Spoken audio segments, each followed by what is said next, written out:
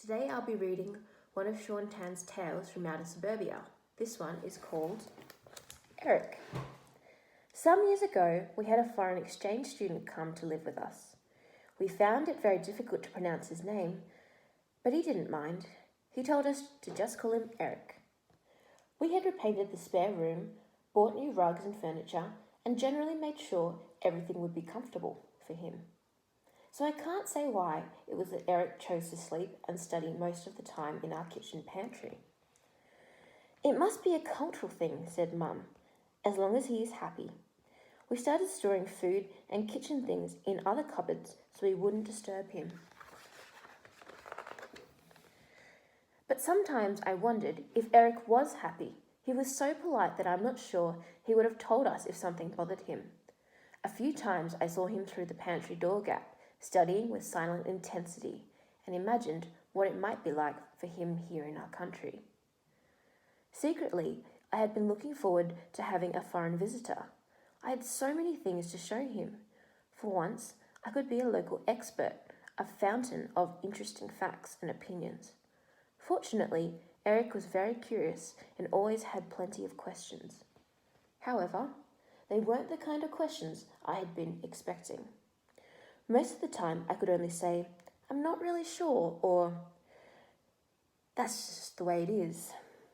I didn't feel very helpful at all. I had planned for us to go on a number of weekly excursions together, as I was determined to show our visitor the best places in the city and its surrounds. I think Eric enjoyed these trips, but once again, it was hard to really know. Most of the time, Eric seemed more interested in small things he discovered on the ground. I might have found this a little exasperating, but I kept thinking about what Mum had said about the cultural thing. Then I didn't mind so much. Nevertheless, none of us could help but be bewildered by the way Eric left our home, a sudden departure early one morning, with little more than a wave and a polite goodbye.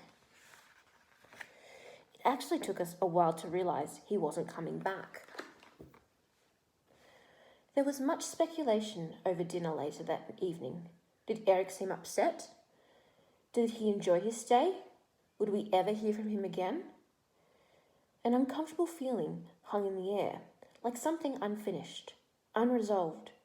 It bothered us for hours, or at least until one of us discovered what was in the pantry.